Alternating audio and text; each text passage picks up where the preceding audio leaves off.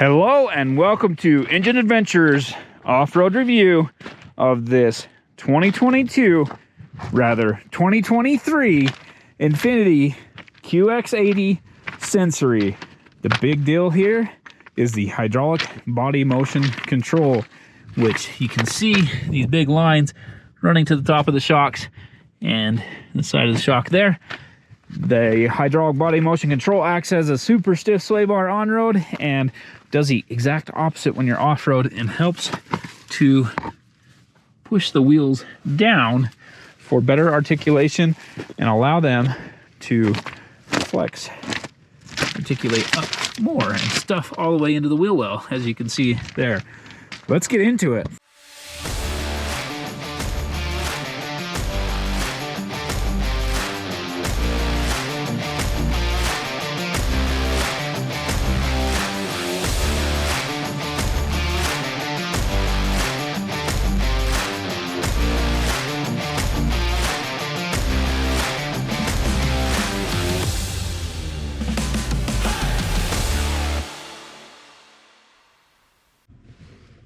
We are in four-wheel drive auto, just doing the articulation test hill here, and let's see how this beast does. Let me turn that stuff off. It's still doing it. Ah, right here, we'll just do that. I still want the camera up, just don't want that. Okay, I am full throttle.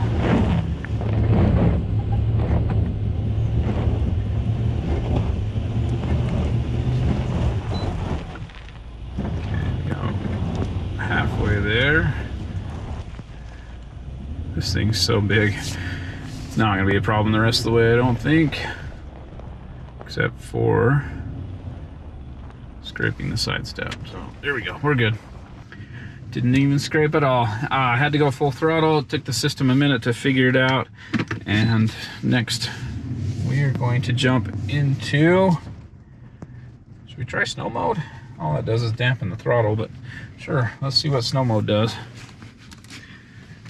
All right, next up, let's try snow mode. Okay. Try and take roughly the same line.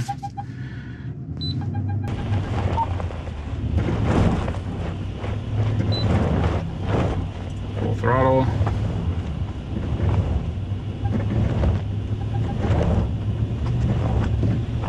Okay, let's turn off traction control.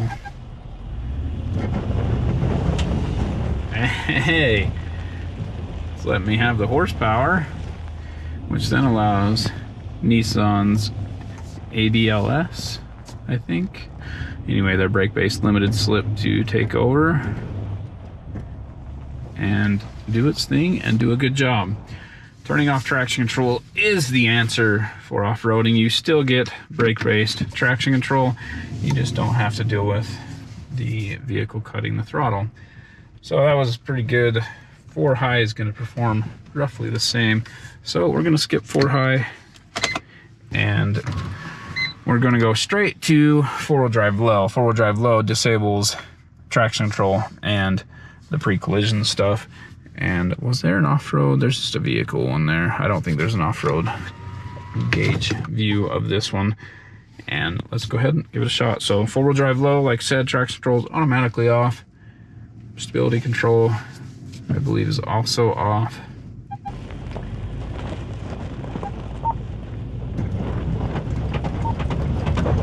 Let's not break anything. I'll give it more throttle so it doesn't hop as much.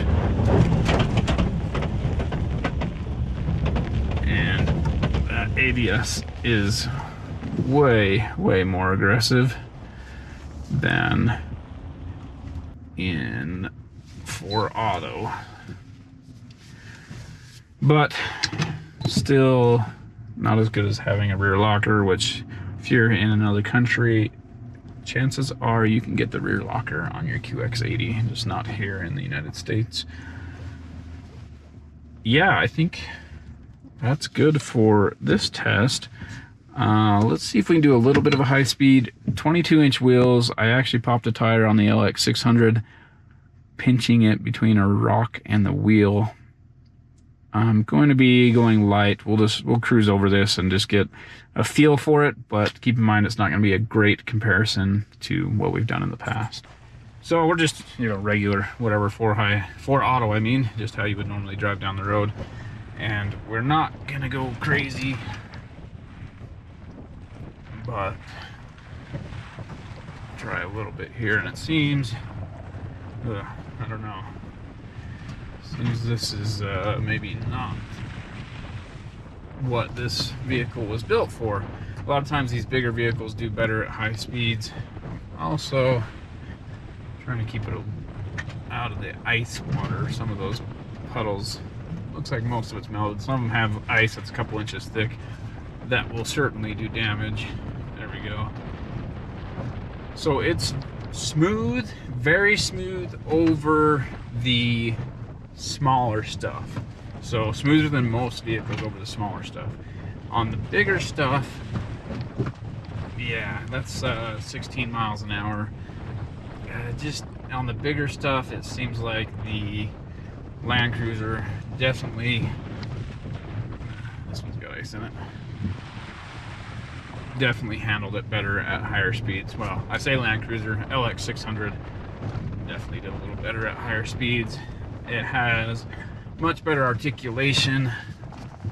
I would give this maybe a pass on the normal high-speed test route. It would be close to that 20 miles an hour.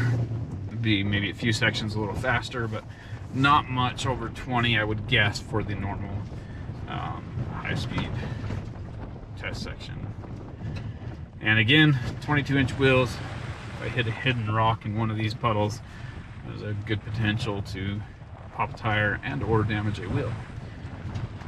So yeah, I mean, overall I still love the QX80, and the potential is there. You just, Infiniti, Nissan, you guys need to bring the patrol-like version to the US. Give the option of the rear locker and some of the off-road tune settings, drive modes, instead of just the snow and tow haul for the American version. I'll keep it running for just a minute, but pretty much done.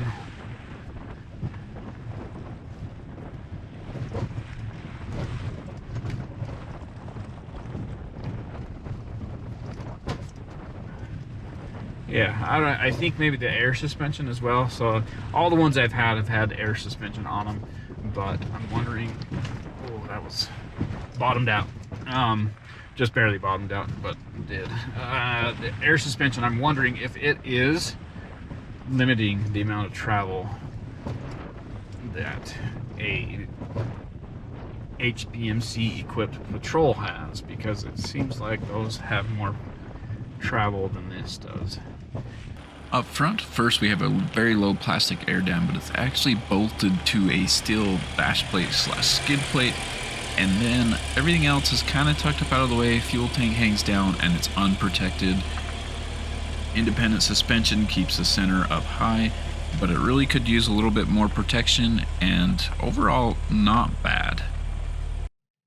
Thank you for watching Engine Adventures review of this 2023 Infiniti QX80. If you liked what you saw, be sure to hit subscribe and ring the bell so you get notifications when we post new videos. Give me a thumbs up and be sure to comment down below. Let me know what you like, what you didn't like, what you want to see in the future, different tests you want to see. Anyway, thanks again. Have a great day.